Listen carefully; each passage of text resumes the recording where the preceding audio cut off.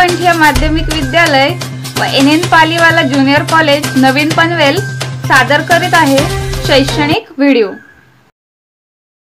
Hello friends, today we are going to learn subject General Science Standard 8 lesson number 12 Introduction to Acid and Base। Acid आणि base म्हणजे आम्ल आणि आम्लारी याविषयी या पाठात आपण माहिती घेणार आहोत, त्यांची प्राथमिक माहिती घेणार आहोत। We consume many food items in our daily life, for example lemon, tamarind, tomato, sugar, vinegar, salt etcetera. Do you all item taste similar? आपण हे जे सर्व पदार्थ खातो, लिंबू असेल, चिंच असेल, टमाटर असेल, साखर असेल, व्हिनेगर, सॉल्ट, या सर्वांची टेस्ट समान असते का? No, all the item taste are not similar, त्यांची टेस्ट ही सिमिलर आढळून येत नाही। Right the taste of the lemon, sugar, curd, lime, baking soda, amla, या सगळ्यांची टेस्ट कशी आहे त्याबद्दल तुम्हाला चार्ट बनवून त्यांनी लिहायला सांगितलंय। इथे दिलंय सोर आहे, ऍस्ट्रिंजंट आहे, स्वीट आहे, बिटर आहे की टेस्टलेस आहे। सोर म्हणजे आंबट, ऍस्ट्रिंजंट म्हणजे तुरट, स्वीट म्हणजे गोड, बिटर म्हणजे कडू आणि टेस्टलेस म्हणजे त्याला काहीच चव नाही। मग आपण एक एक पदार्थ बघूया। लेमन, लेमन जे आहे ते कसं आहे? आंबट म्हणजे सोर टेस्ट आहे। अजून कोण येतं सोर टेस्ट मध्ये? Curd is the sour taste. Then lime, tamarind, then raw mango, these are the and amla also, these are the sour taste, आंबट चवीचे असतात। ऍस्ट्रिंजंट, तुरट चव जी आहे ती baking soda is the astringent taste, म्हणजे जिभेवर टाकल्याबरोबर कसं तरी वेगळंच लागतं आपल्याला चवीला, ऍस्ट्रिंजंट। त्यानंतर स्वीट टेस्ट कशाची आहे? तर स्वीट टेस्ट त्यामध्ये पोमिग्रेनेट म्हणजे डाळिंब जे आहे त्या डाळिंबाची चव ही गोड आहे। Then sugar is the sweet taste आणि टेस्टलेस काय आहे यामध्ये दिलेलं? Lemon, sugar, curd, baking soda, water, water is the tasteless. आपल्याला माहिती आहे की पाण्याला कुठलीही चव नसते, ज्यामध्ये मिसळू तशी चव पाण्याला प्राप्त होते। मग अशा पद्धतीने आपण टेस्ट बघितलेले आहेत की there are the sour taste, astringent taste, sweet and tasteless and all the substance have a different taste. So we learn about the acid. What is the acid? आम्ल म्हणजे काय? You will notice that some substances have sweet taste, some are bitter, some are the sour or astringent. आता आपण त्या बघितलं की लिंबू वगैरे जे आहे, दही असेल, यांची टेस्ट ही सोर आहे। टॅमॅरिंड म्हणजे चिंच, त्याची टेस्ट सोर आहे। आपल्या घरी जे व्हिनेगर असतं त्याची पण टेस्ट ही सोर म्हणजे आंबट असते। Lemon, tamarind, vinegar, amla like substances acquire sour taste, हे आंबट चवीचे असतात। Due to presence of typical compound in them, हे चव त्यांना कशी प्राप्त होते? तर त्यामध्ये एक विशिष्ट प्रकारचा पदार्थ असतो, घटक असतो। Such compound are imparting sour taste are called as acid. असा जो घटक पदार्थ त्या पदार्थांमध्ये आढळून येतो की ज्यामुळे त्याला आंबटपणा प्राप्त होतो त्याला ऍसिड असे म्हणतात। Acids are soluble in water. Soluble आपल्याला माहिती आहे की जे पदार्थ पाण्यात विरघळतात त्यांना काय म्हणतात? Soluble. They are corrosive in nature. Corrosive म्हणजे क्षरणकारी रसायन आहे ते, म्हणजे आंबट पदार्थ जे आहे त्यांनी मेटल्स जे आहे त्याचं कोरोजन होतं। Animals and plants also possesses acid in them. Animals आणि प्लांट्स यांच्या शरीराच्या आतमध्ये सुद्धा ऍसिड जे आहेत ते आढळून येतात। आता आपण ऍसिडच्या बद्दल पूर्ण माहिती घेऊया। Acids present in food stuff are called natural acid और ऑर्गॅनिक ऍसिड। जे अन्न पदार्थ म्हणजे खाद्यपदार्थांमध्ये असणारे जे ऍसिड्स आहेत त्यांना आपण काय म्हणतो? नॅचरल ऍसिड म्हणजे नैसर्गिक आम्ल किंवा त्याला सेंद्रिय आम्ल असे देखील म्हटलं जातं। These acids being weak in nature are called weak acid. त्यांचं नेचर कसं असतं? तर ते वीक म्हणजे सौम्य असतात। आता या ठिकाणी अशक्त नाही म्हणणार आपण, सौम्य असतात आणि म्हणून त्यांना सौम्य आम्ल असं म्हणतात। Some acids are strong in nature, काही जे आहे ते अतिशय स्ट्रॉंग असतात। दे आर कॉस्टिक और इन्फ्लॅमेटरी, आणि त्यांच्यापासून काय होतं? ज्वलन, म्हणजे ते अतिशय ज्वलनशील असे असतात आणि तीव्र भाजण्याची प्रक्रिया त्यापासून होते। एक्झाम्पल सल्फ्युरिक ऍसिड, त्याचा फॉर्म्युला आहे H2SO4 हायड्रोक्लोरिक ऍसिड, त्याचा मॉलिक्युलर फॉर्म्युला आहे HCl, हा Cl आहे, आय नाही वाचायचा, HCl. And nitric acid HNO3. हे फॉर्म्युले दिलेत, हे नंतर आपण पुस्तकातनं वहीमध्ये लिहून काढायचे. Sulphuric acid molecular formula H2SO4, hydrochloric acid HCl and nitric acid HNO3. These three acids are very strong acid. They are caustic and inflammatory. These acids are also called as the mineral acid. आणि त्यांना तीव्र आम्ल असं देखील म्हणतात. The skin get burned when their concentrated solution fall on the skin. या 3 acid पैकी H2SO4 असेल, HCl, HNO3 याचा एक थेंब जरी पडला आपल्या शरीरावर, the skin get burned when their concentrated solution fall on the skin. आपली स्किन जी आहे ती जळू शकते एका थेंबाने सुद्धा. Similarly, their vapors are inhaled can be harmful to health. जर त्याच्यातनं निघणाऱ्या वाफा तुमच्या श्वसनाद्वारे शरीरात गेल्या तर it is very harmful to your health. तुमच्या आरोग्याला ते घातक होतं, कारण आतमधले जे आपली श्वासनलिका आहे तिथे जळू शकतं आतमध्ये. Strong concentrated acid are converted into their dilute acid by slowly adding them into water. अशी ही जी स्ट्रॉंग ऍसिड आहे त्यांना वापरण्याच्या आधी काही ऍसिड स्ट्रॉंगच वापरले जातात काही केमिकल रिॲक्शनमध्ये, पण बहुतेक त्याची तीव्रता कमी करून वापरतात. मग तीव्रता कमी करण्यासाठी काय केलं जातं की strong concentrated acid are converted into their dilute acid. Dilute म्हणजे त्यांची तीव्रता कमी केलेली आहे, ज्याच्यात पाणी मिसळलेलं आहे. कसं पाणी मिसळतात? धरलं आणि भरकन पाणी टाकलं का? नाही. By slowly adding them into water. हळूहळू ते थंड पाण्यामध्ये ते मिक्स केले जातात. Such dilute acids are less harmful. असे हे जे डायल्यूट ऍसिड आहे ज्याची तीव्रता कमी केलेली ते लेस हार्मफुल असतात, म्हणजे कमी त्याच्यापासून त्रास होतो. And their corresponding strong acid, म्हणजे हे जे स्ट्रॉंग ऍसिड आपण डायरेक्ट वापरू त्यापेक्षा याच्यापासून होणारा जो त्रास आहे तो कमी असतो. Then if you taste dilute solution of baking soda. Baking सोडाचं जर तुम्ही डायल्यूट सोल्युशन घेतलं, you will find the astringent or bitter taste.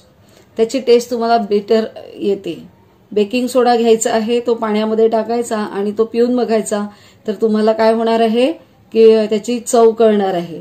Substance having astringent or bitter taste, थोडंसं कडवट आणि जिभेला असं थोडंसं एकदम झिंजण्या आल्यासारखं होतं, त्याला ऍस्ट्रिंजंट म्हणतात. अँड स्लिपरी, आणि चिकटपणा येतो जिभेला एक प्रकारचा, किंवा ते गुळगुळीत लागतात. जसं साबण आहे, साबणाला हात लावल्यानंतर काय होतंय आपल्याला चिकटपणा येतो, स्लिपरी, हात सरकतो त्याच्यावरनं.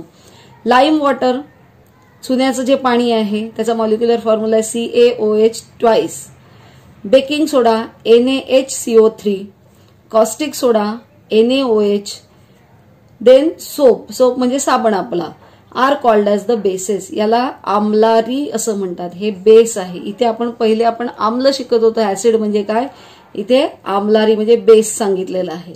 मग बेस कसं आहे तर ते ऍस्ट्रिंजंट टेस्ट आहे, they have slippery to touch आहे, and bases are completely different from the acid. जे ऍसिडचा मूळ गुणधर्म आहे आंबटपणा, तो याच्यामध्ये आहे का? नाही. याच्यामधली टेस्ट आहे बिटर किंवा ऍस्ट्रिंजंट.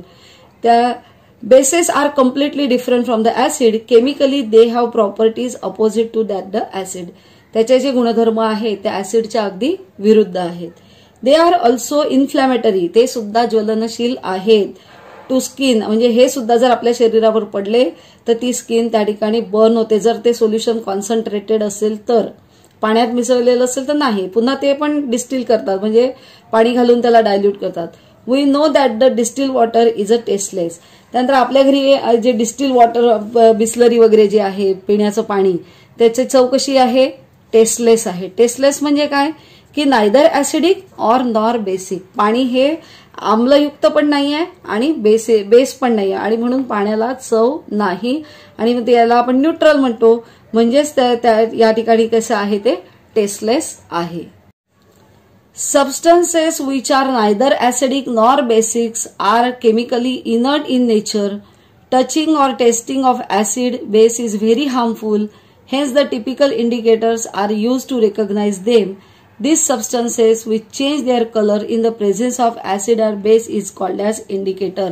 या ठिकाणी हे जे चित्र दाखवलेले आहे ते इंडिकेटरचे. मिथिल ऑरेंज असेल, फिनॉफ्थॅलिन असेल, मिथिल रेड असेल किंवा लिटमस पेपर असेल, these are the indicators. Indicator कोणाला म्हणतात? मराठीत त्याला दर्शक म्हणतात. The substances which change their colour in the presence of acid or base. हे पदार्थ असे आहेत की ह्यांच्या संपर्कामध्ये म्हणजे ऍसिडमध्ये जर ते टाकले किंवा लिटमस पेपर ऍसिडमध्ये बुडवला किंवा बेस म्हणजे आम्लारीमध्ये बुडवला तर दे चेंज देअर कलर, ते स्वतःचा कलर जे आहे ते चेंज करतात. आणि त्यांच्या कलर चेंज झाल्यावरनं तो पदार्थ जरी त्याच्यावर नाव लिहिलेलं नसेल तरी तो ऍसिड आहे की बेस आहे हे आपल्याला कळू शकतो. उदाहरणार्थ लिंबाचा रस घेतला आणि त्यामध्ये आपण रेड लिटमस पेपर बुडवला तर रेड लिटमस पेपर रेडच राहतो, पण ब्लू टाकल्याबरोबर मात्र इट टर्न्स टू रेड. आणि मग आपल्याला जरी तिथे लिंबाचा रस असं लिहिलेलं नसेल त्या बॉटलवर तरी आपल्याला सांगता येईल की इट इज अ ऍसिड, हे ऍसिड आहे. तर अशा पद्धतीने पदार्थ आम्लयुक्त आहे की आम्लारीयुक्त आहे ह्याची तपासणी करण्यासाठी, हे ओळखण्यासाठी इंडिकेटरचा वापर केला जातो. The substances which change their colour in the presence of acid are called as the indicator. So the examples of the indicator methyl orange, phenolphthalein, methyl red and litmus papers are the indicator. Here the chart of indicators and their color in acid and base. Indicators दिलेले आहेत आणि त्यांचे colour acid आणि base मध्ये कोणते होतात त्याचा chart या ठिकाणी दिलाय. इथे name of indicator, colour of indicator, colour in acid and colour in alkali. Litmus paper दिलेला आहे. लिटमस पेपर दोन प्रकारचे असतात, ब्लू आणि रेड कलरचे. आता फर्स्ट लिटमस पेपर जो आहे तो ब्लू कलरचा आहे. ऍसिडमध्ये टाकल्याबरोबर ब्लू लिटमस पेपरचा कलर चेंज होतो आणि तो होतो रेड. आणि कलर इन अल्कली तो रिमेन्स सेम, जसा आहे रंग ब्लू तोच रंग त्या ठिकाणी राहतो. रेड लिटमस पेपर जर आपण घेतला तर ऍसिडमध्ये त्याचा रंग रेडच राहतो आणि अल्कलीमध्ये मात्र तो इट विल बी टर्न आणि त्याचा रंग येतो blue.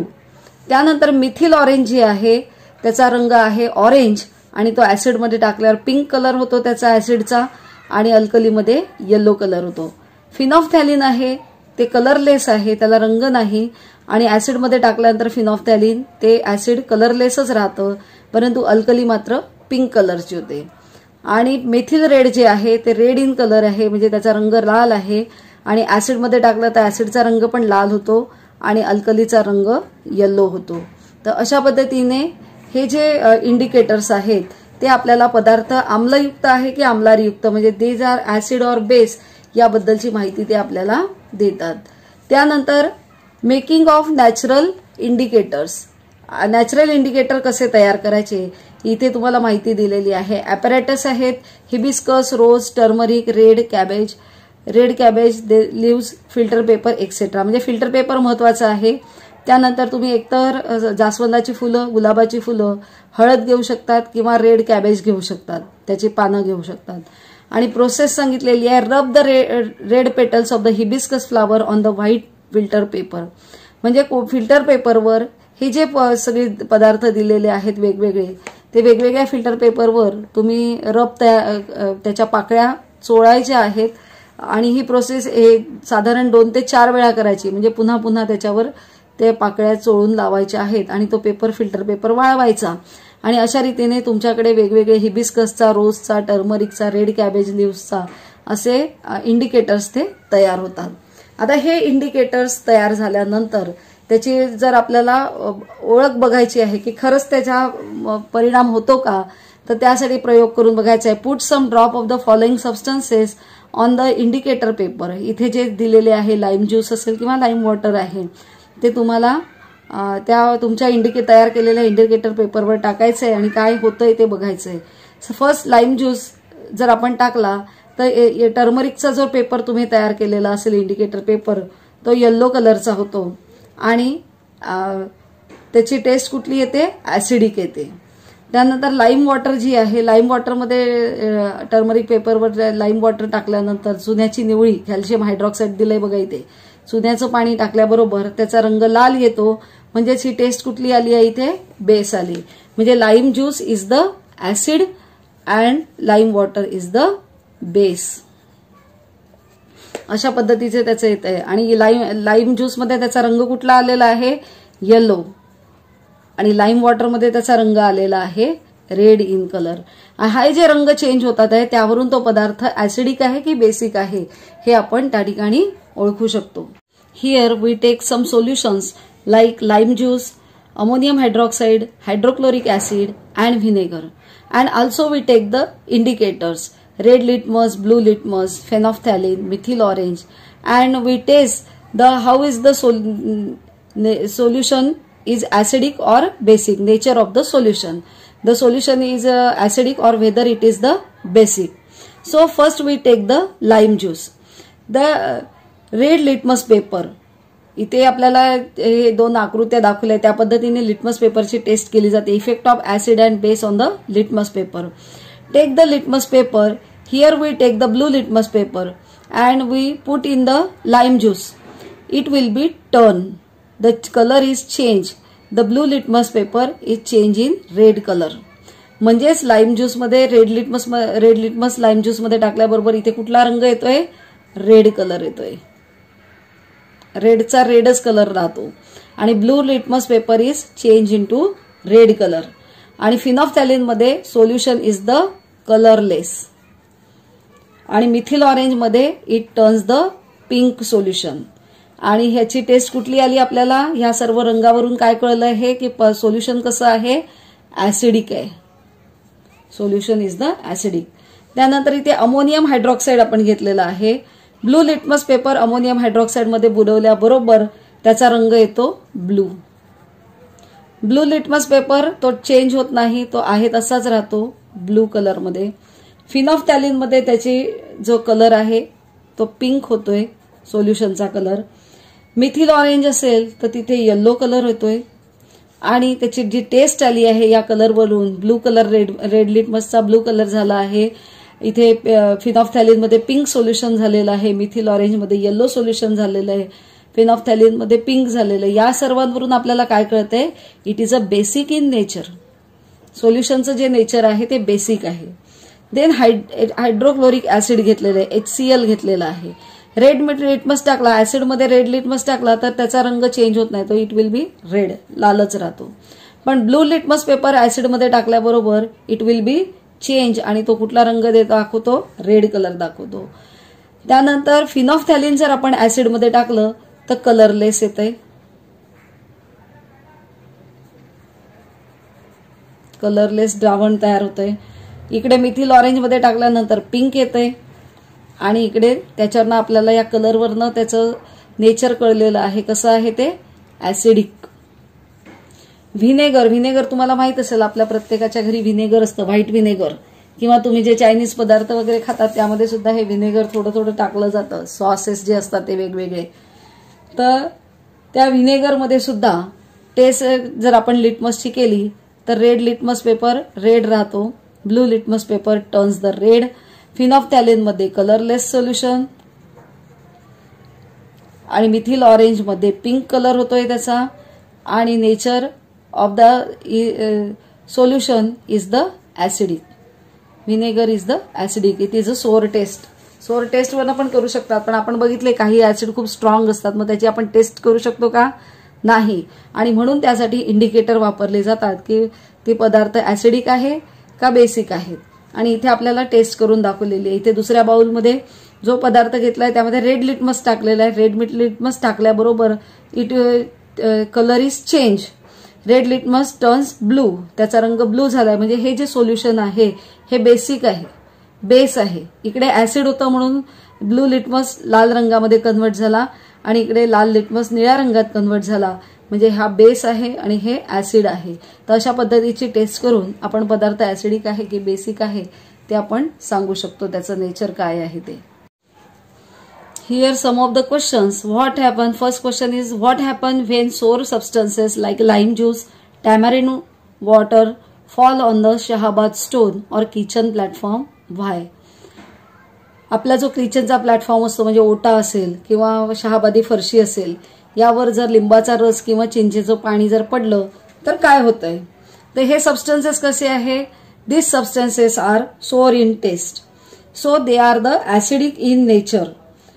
In which in that substances there are the citric acid are present and in the tamarind, there is a tartaric acid are present, and these acids are react with the Shahabad stones, because in that stones there are the calcium carbonates. They are made by the calcium carbonates, so they will react with each other, and the carbon dioxide gas is evolved, resulting in the formation of the uneven surface. म्हणजे जसा हा लिंबाचा रस किंवा चिंचेचं पाणी जमिनीवर पडतंय, या शहाबादी फरशी असेल किंवा किचनचा प्लॅटफॉर्म असेल त्यावर जर पडलं तर लिंबाच्या रसामध्ये सायट्रिक आम्ल असतं आणि टॅमॅरिनमध्ये टार्टारिक आम्ल असतं, आणि ते आम्ल आणि या फरशीमध्ये असणारे जे पदार्थ आहे कार्बोनेट्स त्याच्यामध्ये प्रेझेंट्स असतात, कॅल्शियम कार्बोनेट्स असतात, त्यांची दोघांची एकमेकांशी केमिकल रिॲक्शन होते आणि ताबडतोब त्यातनं कार्बन डायऑक्साईड वायू जो आहे तो बाहेर पडतो आणि तिथे बुडबुडे आलेले तुम्हाला दिसतात. आणि सातत्याने जर एकाच जागी आपण लिंबू कापत असू त्या फरशीवर किंवा तर त्या ठिकाणी पांढरटपणा येतो आणि नंतरच्या काळात तिथे खड्डे पडलेले सुद्धा आपल्याला दिसून येतात. Then why the toothpaste is used for brushing the teeth? Toothpaste contain the fluoride and alkali to neutralize the mouth acid. आपण रात्री जेवलेलो असतो आणि जेवल्यानंतर जरी आपण माउथ वॉश करून झोपलेलो असू तरी सकाळी उठताना आपल्या तोंडामध्ये ऍसिड तयार झालेलं असतं. जे काही अन्नाचे कण राहिलेले असतात त्याचं ऍसिड तयार झालेलं असतं. Has the toothpaste which is generally alkaline. Toothpaste ही अल्कलाईन असते आणि त्यामुळे it is use for cleaning the teeth. त्याचा वापर दात स्वच्छ करण्यासाठी होतं. It neutralise the excess of acid. जे तोंडात तयार झालेलं ऍसिड आहे जास्तीचं ते पूर्णपणे ते नाहीसे करतं. And prevent the tooth decay. आणि त्यामुळे आपले दात सडण्यापासून खराब होण्यापासून वाचवलं जातं. तर अशा रीतीने न्यूट्रलायझेशनचं काम जे आहे ते टूथपेस्ट करत आहे आणि त्यामुळे त्याचा वापर जो आहे ब्रशिंग टीथसाठी आपण करतो.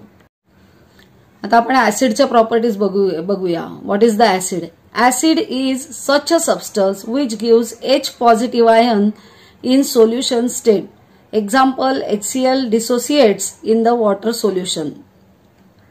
जर HCl आपण पाण्यामध्ये टाकलं तर त्याचं काय कोणकोणते आयन्स मिळतात आहे ते HCl ॲक्वस पाण्यामध्ये त्याचं सोल्युशन तयार केलं तर हायड्रोजन आयन्स मिळतात आणि क्लोरीन आयन म्हणजे हायड्रोजनचे पॉझिटिव्ह आयन आणि क्लोरीनचे निगेटिव्ह आयन्स त्या ठिकाणी आपल्याला मिळतात. तर अशा पद्धतीने यामध्ये कुठला कॉम्पोनंट्स हा महत्वाचा आहे तर H पॉझिटिव्ह हा घटक सगळ्या ऍसिडमध्ये महत्वाचा असतो आणि तो सगळीकडे आपल्याला आढळून येतो. Examples of the some acid. काही ऍसिडची एक्झाम्पल्स आपल्याला इथे बघायचे. पहिलं आपण बघितलंय hydrochloric acid. Formula is the HCl. Nitric acid formula molecular formula is HNO3. Sulphuric acid molecular formula is the H2SO4. Carbonic acid H2CO3. In cold created drinks. हा जो कार्बोनिक ऍसिड आहे ते आपण जे कोल्ड ड्रिंक्स पितो त्यामध्ये टाकलं जातं. देन ऍस्कॉर्बिक आम्ल असेल, कोथिंबीर जे असते ज्याला भाजीत आपण घालतो त्यामध्ये ऍस्कॉर्बिक आम्ल असतं. सायट्रिक आम्ल in lemon and other fruits. Fruits जे आपण खातो संत्र असेल किंवा लिंबू असेल यामध्ये आपल्याला सायट्रिक आम्ल आढळून येतं. Acetic acid in vinegar. Vinegar जे आहे त्यामध्ये ऍसिटिक ऍसिड असतं आणि त्याचा वापर लोणची, मुरब्बे किंवा सॉस वगैरे टिकवून ठेवण्यासाठी त्याचा वापर हा केला जातो. Our daily diet contain few natural organic acid. आपला रोजचा जो आहार आहे त्यामध्ये आपण काही हे जे ऍसिड्स आहेत जे ऑर्गॅनिक सेंद्रिय नॅचरल ज्याला म्हणतो ती आपण घेतो. त्यामध्ये mild in nature. They are mild in nature. ती सौम्य ऍसिड असतात. ही जी आपण बघितली हायड्रोक्लोरिक ऍसिड असेल, नायट्रिक ऍसिड असेल किंवा sulphuric acid, these are the strong acid but we contain that for diet they are the mild in nature and they are not harmful like mineral acid. तीव्र आम्लांप्रमाणे ते आपल्याला हानिकारक नसतात, उलट आपण ते खाणे गरजेचं आहे. मग अशी कोणती आहेत ती ऍसिड तर इथे दिलेली आहे. Substances or sources. कुठून आपल्याला ते ऍसिड मिळतात आहेत नॅचरल ऍसिड्स आहेत सगळी आणि त्यामध्ये कोणते ऍसिड आहे त्याचा घटक कुठला आहे. First is the vinegar. व्हिनेगरमध्ये कोणता आम्ल आहे ऍसिटिक ऍसिड आहे. ऑरेंज संत्र्यामध्ये ऍस्कॉर्बिक आम्ल आहे. टॅमरंड जे आहे त्यामध्ये टार्टारिक ऍसिड आहे. टोमॅटोमध्ये ऑक्झॅलिक ऍसिड आहे. कर्ड जे आहे दही त्यामध्ये लॅक्टिक ऍसिड आहे, लेमन जे आहे त्यामध्ये सायट्रिक आम्ल आहे. तर अशा रीतीने आपण जे पदार्थ दैनंदिन जीवनामध्ये खात असतो त्या सर्वांमधून आपल्याला हे आम्लयुक्त पदार्थ जे आहेत ते प्राप्त होतात. Formulae of bases and their uses, त्याचे फॉर्म्युला दिलेले आहे आणि त्याचा यूज पण दिलेला आहे. सोडियम हायड्रॉक्साईड, ज्याला कास्टिक सोडा आपण म्हणतो रोजच्या भाषेमध्ये, त्याचा फॉर्म्युला आहे NaOH. कशासाठी वापरतात? वॉशिंग सोप, कपडे धुण्याचा साबण तयार करण्यासाठी.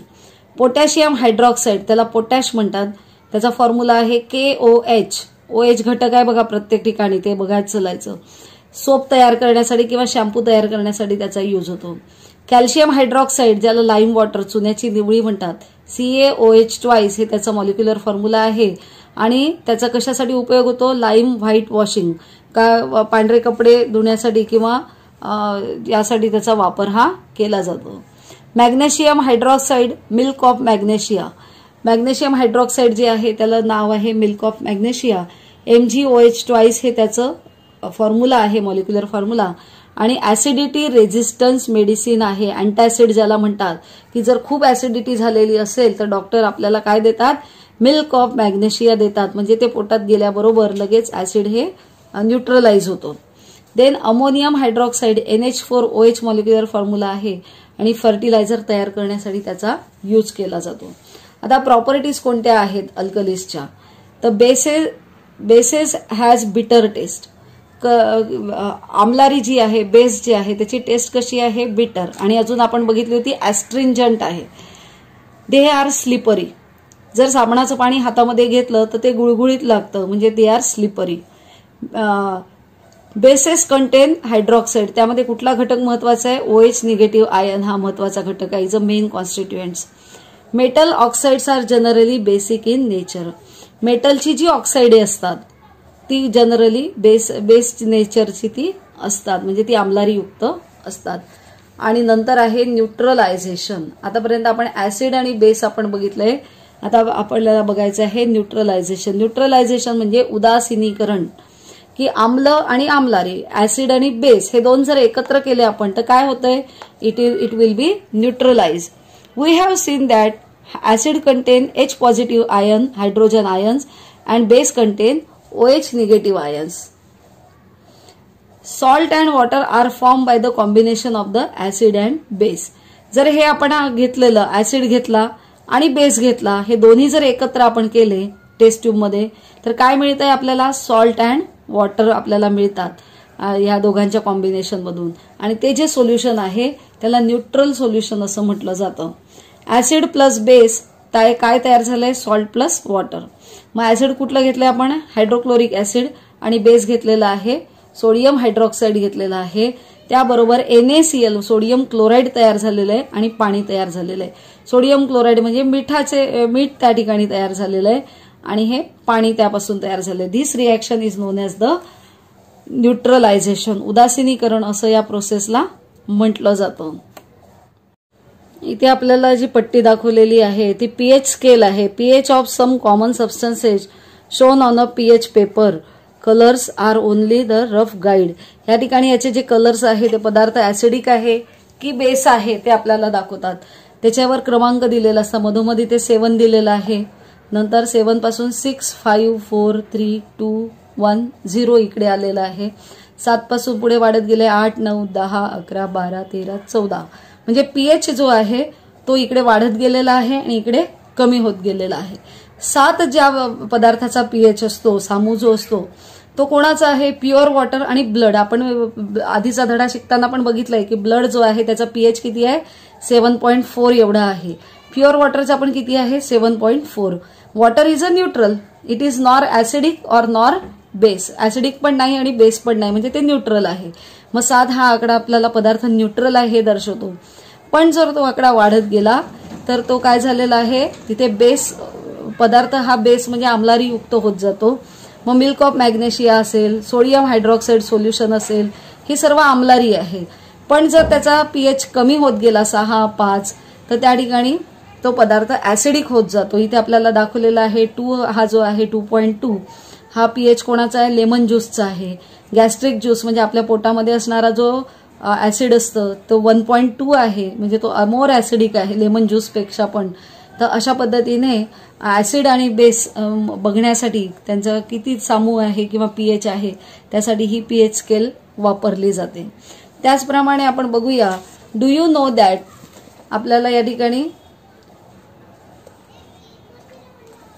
Hydrochloric acid are present in our stomach. आपल्या शरीरामध्ये हायड्रोक्लोरिक ॲसिड हे आहे, आपलं अन्न पचनासाठी त्याची गरज असते. It helps to easy digestion process. ते कशासाठी आपल्याला मदत करतं, तर डायजेशन करण्यासाठी. However the excessive acid leads into indigestion. आणि जे एक्सेसिव्ह ॲसिड जे आहे ते ज्यावेळेला आपल्याला इनडायजेशन होतं, म्हणजे अन्न पचत नाही, त्यावेळेला आपण म्हणतो मला ॲसिडिटी झाली, म्हणजे त्यावेळेला ते बाहेर आलेलं असतं. Anti acid are use to control the hyper acidity. मग अशा वेळेला आपण काय करतो की ते ॲसिड नष्ट करण्यासाठी एक तर इनो घेतो. इनो म्हणजे काय, बेकिंग सोडा आहे. बेकिंग सोडा म्हणजे काय, तर बेस आहे. आणि ते घेतल्याबरोबर ॲसिड हे न्यूट्रलाइज होतं. ही जी न्यूट्रलायझेशन प्रोसेस आपण बघितली होती की acid plus base is equal to salt plus water. मग तुमच्या पोटात जर ॲसिडिटी झाली असेल त्यावेळेला ते ॲसिड पोटात आहे आणि तुम्ही बेस म्हणजे तो इनो घेतला, पावडर घेतला, सोडा घेतला, तर त्याबरोबर तुमच्या शरीरात सॉल्ट आणि वॉटर तयार होतात आणि म्हणजे ॲसिड निघून जातं आणि तुम्हाला रिलीफ होते. किंवा तुम्ही घेऊ शकता medicine contains milk of magnesia MgOH twice. हे पण अल्कलाइन सोल्युशन आहे, ते घेतलं. Such alkaline medicine neutralise excess of acid present in stomach. ज्या वेळेला तुम्हाला पोटात जळजळ होत असेल, छातीत जळजळ होत असेल, ॲसिडिटी वाढलेली असेल, त्यावेळेला तुम्ही मिल्क ऑफ मॅग्नेशिया सुद्धा घेऊ शकतात. The acidity of soil. आपल्या जमिनीची ॲसिडिटी सुद्धा जर वाढते, कशामुळे, due to uses of the chemical fertiliser. सातत्याने केमिकल फर्टिलायझर जमिनीमध्ये घातल्यामुळे जमीन ही ॲसिडिक होते. म्हणजे मुळातच ती ॲसिडिक असते, त्यात तुम्ही सातत्याने ती खतं घालत घेतले तर ती अजून ॲसिडिक होते. Under the guidance of the agricultures limestone or the lime water are mixes in the acidic soil. मग अशा वेळेला जे ॲग्रिकल्चरिस्ट असतात, कृषी खात्याशी संबंधित अधिकारी जे असतात, तज्ज्ञ, कृषी तज्ज्ञ म्हणतात त्याला, ते त्यांच्या मदतीने तुम्ही लाईमस्टोन किंवा लाईम वॉटर तुमच्या शेतामध्ये टाकू शकतात. Such alkaline substance neutralise excess acid. त्या शेतामध्ये जास्तीचं जे ॲसिड असेल मातीमधलं ते न्यूट्रलाइज करतात आणि ती माती योग्यरित्या केली जाते. ॲक्च्युली जी खतं असतात ती आम्लहारीयुक्त असतात आणि जमीन जी आहे ती ॲसिडिक असते आणि दोघांची ती रिॲक्शन होऊन त्या ठिकाणी सॉल्ट मोठ्या प्रमाणात तयार होतो. आणि जर आपण रासायनिक खतं सातत्याने वापरत असू तर आपल्या जमिनी नापीक होण्याचा संभव असतो. म्हणून रासायनिक खतांचा वापर करण्याच्या ऐवजी आपण शेणखत वगैरे जी आहेत, अशी जी सेंद्रिय खतं, ऑर्गॅनिक फर्टिलायझर्स, त्याचा वापर करणे गरजेचं आहे. तर अशा रीतीने ॲसिड, बेस, त्यांचे properties, then uses, then their examples of the acids and the base, then the process of the neutralisation and the introduction of the indicators, हे या पाठामध्ये आपण अनुभवले. आपले हक्काचे मराठी चॅनल रायगड ओवी न्यूज चॅनल, सदैव आपल्यासोबत रायगड ओवी न्यूज चॅनल. नेहमी पाहत रहा, लाईक करा, सबस्क्राईब करा आणि बेल आयकॉनवर क्लिक करायला विसरू नका.